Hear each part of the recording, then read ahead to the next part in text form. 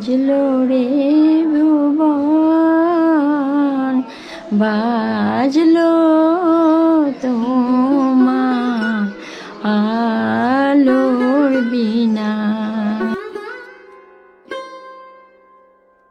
জীবনের শেষ প্রান্তে এসে মানুষ খুবই অসহায় হয়ে পড়ে, আর এই সময়টাতেই তাদের নিজেদের ছেলে মেয়ে ও আত্মীয় স্বজনের সংস্পর্শ ও পরিচর্যা খুবই প্রয়োজন হয়ে পড়ে। কিন্তু এই সময়টাতেই অনেক বৃদ্ধ বৃদ্ধা আছেন যাদের এর কোনোটাই জোটে না। হয় তাদের বাড়ি থেকে বের করে দেয়া হয়, না হলে বৃদ্ধাশ্রমে পাঠিয়ে দেওয়া হয়। জীবনের শেষ প্রান্তে এসে এইসব অসহায় বৃদ্ধ বৃদ্ধাদের হাতটি যারা শক্ত করে ধরে রেখেছেন, সেই প্রতিষ্ঠানকে জানাই অসংখ্য অসংখ্য ধন্যবাদ। আর ধন্যবাদ জানায় এই সংস্থার প্রতিষ্ঠাতা শ্রী বলাই কিশোর সামন্ত মহাশয়কে। অধ্যাপক শ্রী বলাই কিশোর সামন্তের লেখা অদ্বৈতবাদ বইটি সত্যি প্রশংসাযোগ্য। আশা করব ভিডিওটি আপনারা সম্পূর্ণ দেখবেন ও আপনাদের মতামত অবশ্যই জানাবেন। আচ্ছা, বেসিক্যালি আজকের ব্লগটা একদমই অন্য রকমের একটা ব্লগ।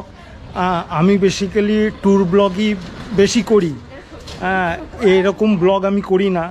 আর এরকম ব্লগ করার আরেকটা কারণ হচ্ছে আমি এনাদের সম্পর্কে জেনে এখানে এসে দেখে এতটা আমার ভালো লাগলো যে এনাদের সম্পর্কে আমার উচিত হবে এটা আপনাদের সকলের জানা উচিত, আপনাদের সকলের সাথে শেয়ার করাটা এটা আমার ধর্মও বলতে পারেন, আপনাদের জানাটাও প্রয়োজন। কেন এখানকার সম্বন্ধে তুলে ধরছি, কেন এখানকার সম্বন্ধে ভিডিও, এই সংস্থাটা যে এত রকম মানুষ আজকালকার দিনে এত রকমভাবে মানুষের সেবায় নিয়োজিত রয়েছে। এক আমি রামকৃষ্ণ মিশনকেই দেখেছি, আর এক এনাদের দেখছি। এনারা একটা কয়েকজন মিলে ছোট্ট ক্লাব দিয়ে শুরু করেছিল, আজ তারা বিশাল আকারে মানব সেবায় নিয়োজিত হয়েছে। আর এই মানব সেবার এনাদের আদর্শ হচ্ছে স্বামী বিবেকানন্দের আদর্শে এনারা আদর্শিত। জীবের সেবা করে যেইজন সেইজন সেবিছে ঈশ্বর। সব কিছুই বলবো, সব কিছুই থাকবে, দেখাবো। আর কেন এই ভিডিওটা করছি তার কারণটাও আপনাদের পরে জানাচ্ছি। চলুন এনাদের সঙ্গে এই সংস্থার দায়িত্বে যারা আছেন তাদের থেকে জেনে নিই এই সংস্থা সম্পর্কে। চলুন।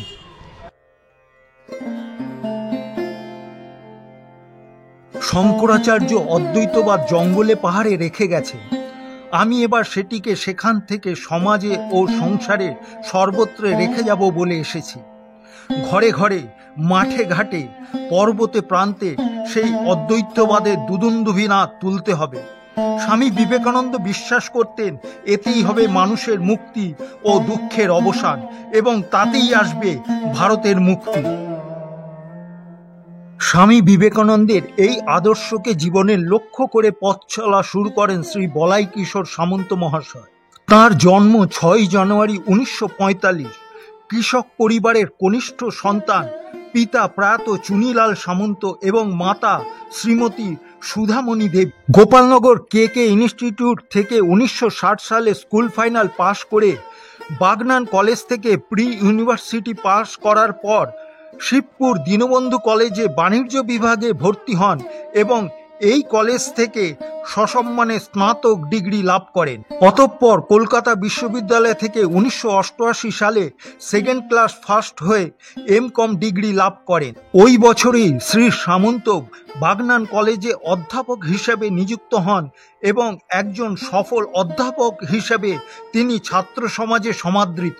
ছাত্র জীবন থেকেই শ্রী সামন্ত ছিলেন সমাজসেবায় নিবেদিত প্রাণ। 70-এর দশকে তিনি গ্রামের কিছু ছেলেদের নিয়ে রায়ান গ্রামে অমর সেবা সংঘ নামকরণে একটি প্রতিষ্ঠান গড়ে তোলেন এবং এই প্রতিষ্ঠানের সেবামূলক কাজকর্ম সমগ্র জেলায় উচ্চ প্রশংসিত। শ্রী সামন্ত এই প্রতিষ্ঠানের প্রতিষ্ঠাতা, প্রাণপুরুষ এবং আজও এই প্রতিষ্ঠানের কর্ণধার। স্বামী বিবেকানন্দের আদর্শকে বাস্তবে রূপায়িত করার তার জীবনের লক্ষ্য ও উদ্দেশ্য, যা তিনি আজও বহন করে চলেছেন। আর এই সারাউন্ডিং জায়গাটা খুবই সুন্দর, খুবই সুন্দর। এই বেনিফিশিয়ারি এনারাই নিজেরা দেখুন জমিতে চাষ করে। এটা কি চাষ হয়েছে? এটা কফি চাষ আছে। ও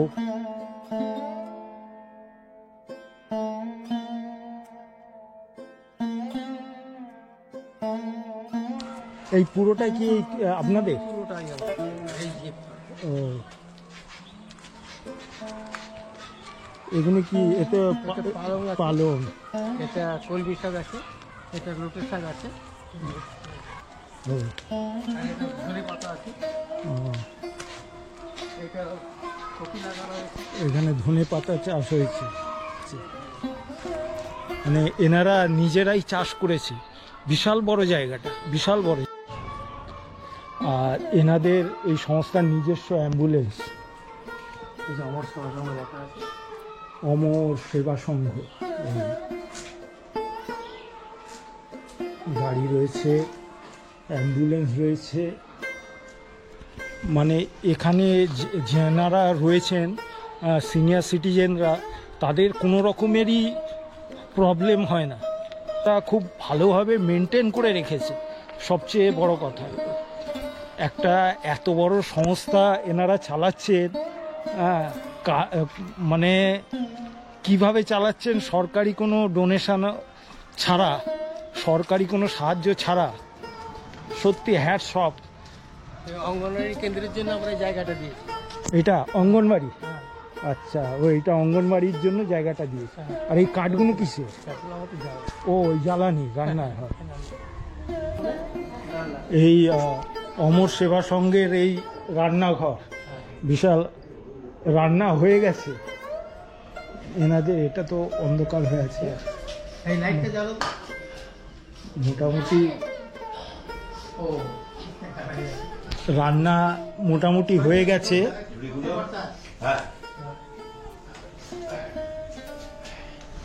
এই হচ্ছে বিশাল বড় রান্নাঘর। বাহ। এই যে এই যে ওখানটা দেখলেন রান্না করা হয়, এখানে তো সবজি এখানে সব সবজি কাটা হয়। আর এটা তো স্টোভ। এই যে ওদের খাবারের এই রাখার জন্য ফ্রিজ, ডিপ ফ্রিজ রয়েছে। ফ্রিজ রয়েছে, ওয়াশিং মেশিন, বাহ, ওয়াশিং মেশিনও রয়েছে। Washing machine. আহ, এর ভেতরেই আছে আমাদের ধরুন ওই কি বলছে ওটাকে, সোলারের যে মেশিন পত্র, আচ্ছা, এর আচ্ছা, ভেতরে আচ্ছা, সব আচ্ছা। আছে। ও, হ্যাঁ, তার মানে এখানে ইলেকট্রিসিটির অভাব নেই। ইলেকট্রিসিটির অভাব নেই। আমরা ইলেকট্রিসিটি খরচাটা অনেক তো, হ্যাঁ। এইটাকে কম করার জন্য সোলার সিস্টেমটা করেছি আর কি। ও, সোলার দিয়ে যতটা ম্যানেজ হলো, বাকিটা ইলেকট্রিসিটি। ও, আর এটা কি স্টোরেজ রুম? এটা স্টোর, এইটা স্টোর রুম। এখানে সমস্ত জিনিসপত্র, মানে মাস কভারি জিনিসপত্র। জিনিস আছে। ও, বাহ চলুন ভেতরে চলুন। বাহ, অনেক কিছু রয়েছে তো স্টোরেজে।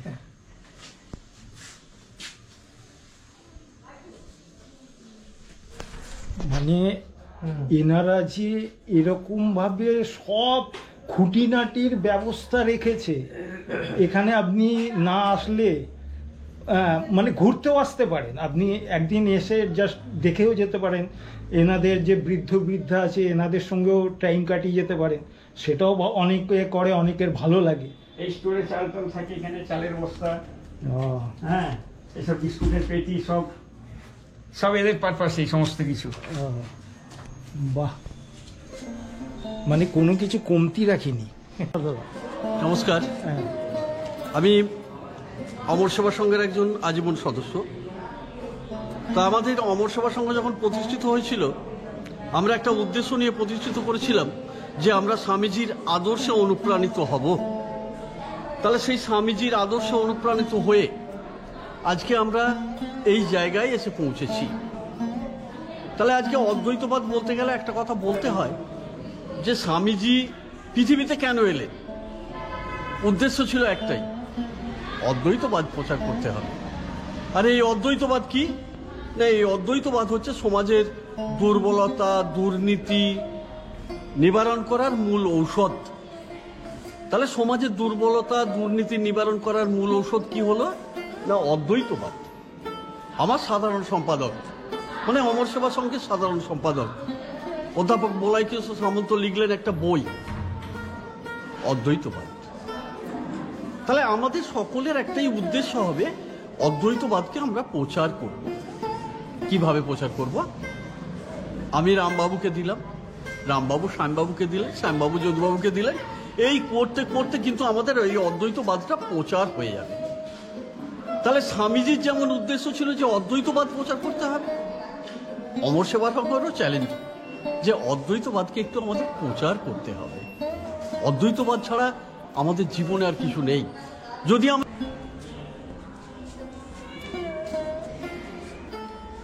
আরে ঘোষণা বাবু এখনো জাননি কেন?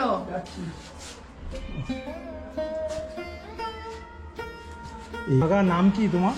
স্বপন ঘোষাল। কতদিন আছে? বছর 5 ভালো লাগছে এখানে? ঠিক আছে। আমার কোথাও থাকার জায়গা নেই, আমাকে এখানে ভালো লাগাতেই হবে। ছেলেপুলে আছে নাকি? একটা মেয়ে বিয়ে হয়ে গেছে, আরও মেয়ে হয়ে গেছে, আরও বিয়ে দেওয়ার সময় হয়ে গেছে। ঠিক আছে, যেখানে ভগবান যেমন ভাবে রেখেছে সেখানে ভালো থাকতে হবে, এই মেন্টালিটিটাই ভালো। রাখতে হবে। হ্যাঁ, ও মোটামুটি পরিষ্কার পরিচ্ছন্ন, হ্যাঁ, মোটামুটি নিজে পরিষ্কার করে রেখেছে, মানে যতটা পারা যায়। গেছে না, এটা একটা ভালো। ওইটা বাথরুম, এই একটা রুম। এই যেনারা আছেন তাদের নাম, তাই তো? তার সঙ্গে কি লিখে গেছে? এটা তো আরো পরিষ্কার, বেশ পরিষ্কার পরিচ্ছন্ন করে রেখেছে। ঘোষালদাকে প্রতিবারে বেশ পরিষ্কার পরিচ্ছন্ন করে রেখেছে। এই পুরো বিল্ডিংটা দোতলা অবধি লোক রয়েছে ভর্তি।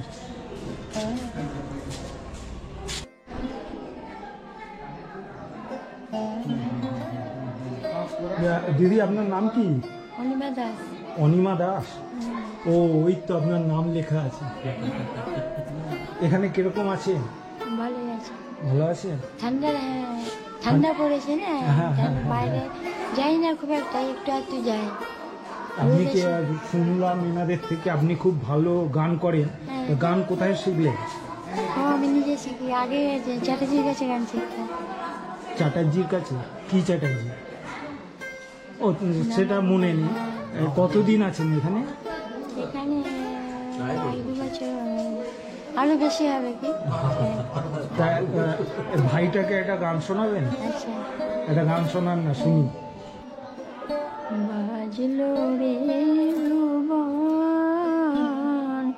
বাজলো তোমার আলোর বিনা, বাজলো রে ভুবন, মাতলো তোমার আলোর বিনা। আজ প্রভাতে যে সুর সাথে সুনীল আকাশ বাজলো, বাজলো, বাজলো রে ভুবন, বাজলো তোমার আলোর বিনা। আছো মিলন যে সুর সাদে,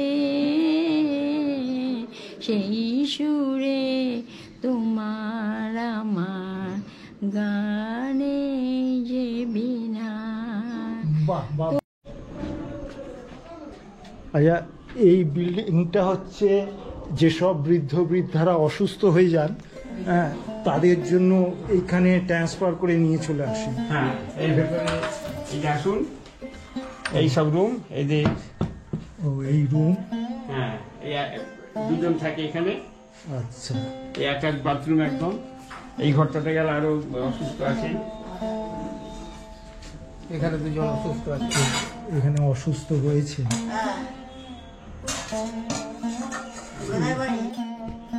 কিরম লাগছে এখানে?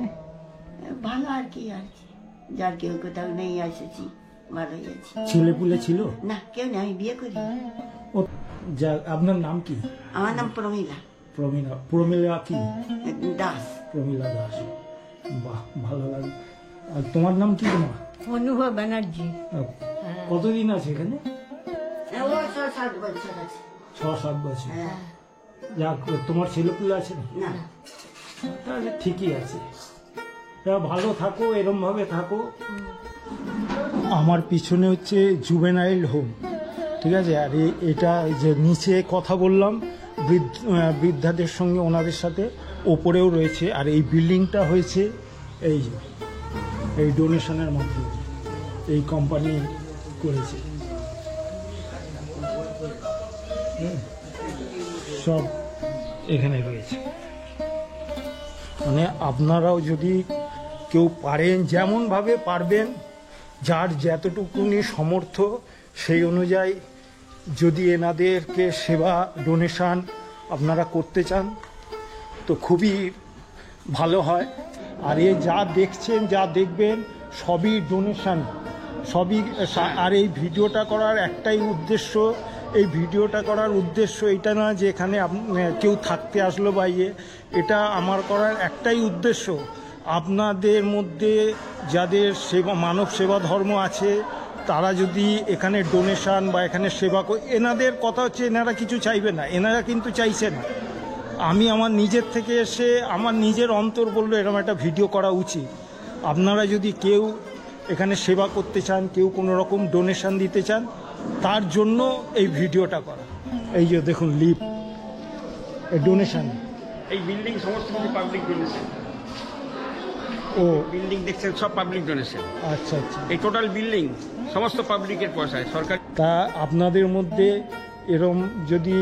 এরম বয়স্ক, আমাদের বাবা মাদের বয়সী সব রয়েছে, এনাদের যদি আপনাদের মধ্যে কেউ সাহায্য করতে চান, সাহায্য করতে আসতে পারেন। আর বিভিন্ন মাধ্যমে আপনি সাহায্য করতে পারেন।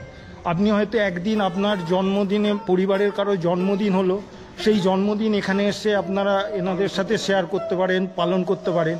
বা বাবা মায়ের শ্রাদ্ধ, বাৎসরিক হচ্ছে, সেটাও এখানে এসে আপনারা করতে পারেন। এবং আজকে এরকম একটা অনুষ্ঠান আছেও, আজকে জন্মদিন একজনের ছেলের না মেয়ে, একজনের মেয়ের জন্মদিন আছে, তা সেই জন্মদিন এখানে পালিত হবে।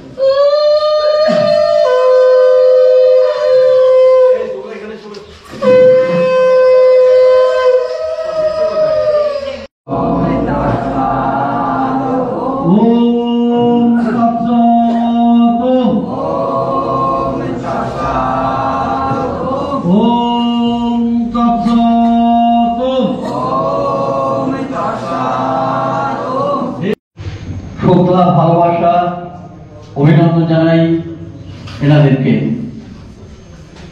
আজকে আমার বন্ধু পিন্টু গোপালগঞ্জবাসী এসেছে ওর মেয়ের শুভ জন্মদিন পালন করার জন্য। আজকে আমার বন্ধু ঠিকই বলেছে, এটা বৃদ্ধাশ্রম নয়, এটা তীর্থস্থান। এই তীর্থস্থানে এসে আমাদের কিছু করে যেতে পারলাম। আমি মেয়ের তরফ থেকে বা মেয়ের জন্মদিনে আমরা নিজেকে ধন্য বলে মনে করছি। মনুষ্যত্বের জাগরণ ঘটুক, আমরা অন্ধজনের আলো দেব, গরিবদের পাতে কিছু খাবার, কিছু পড়া দেব। হিংসা মারামারি তো আমরা করে থাকি, আমরা এই জীবনে কিছু নিয়ে আসিনি, আবার যখন চলে যাবো সবকিছু ফিরেই যাবো। যদি এনাদের জন্য কিছু করতে পারি, নিজেকে ধন্য করে মনে করব। সেই উদ্দেশ্যে আমার মেয়ে বনলতা পরে জন্মদিন উপলক্ষে আমার মা 90 বছরের মা এবং ওরা মামিমারাও এসেছেন, এসে উৎসবকে পালন করব। নমস্কার। খাওয়ার জায়গাটা অনেক বড়, আর খাওয়ার জায়গায় একটা টিভিও রয়েছে বিশাল বড়।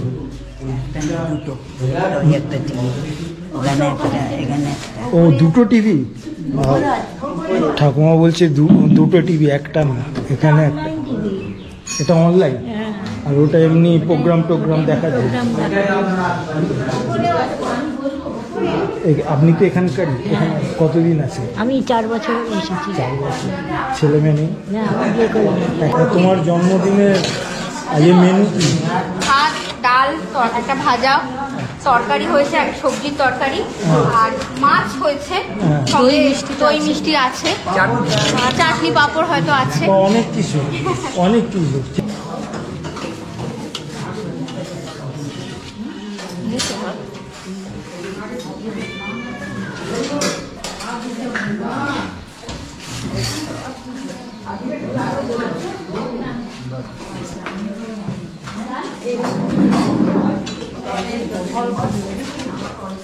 অল্প দেখে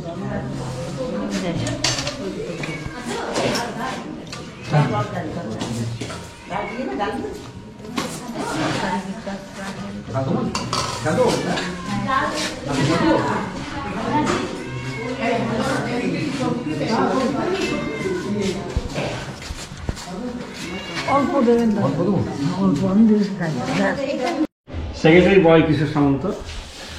আচ্ছা, এই কর্মোদ্যোগের যে অফিস ঘর, এখানকার যে সেক্রেটারি, এখানকার যে ব্যবস্থা কিভাবে চলছে, কীরমভাবে চলছে, বা অন্য আপনারা যদি কেউ এখানে সাহায্য করতে চান কীরমভাবে কি করবেন, চলুন এখানে যে সেক্রেটারি আছে ওনার মুখ থেকেই সব কিছু জেনে নিন।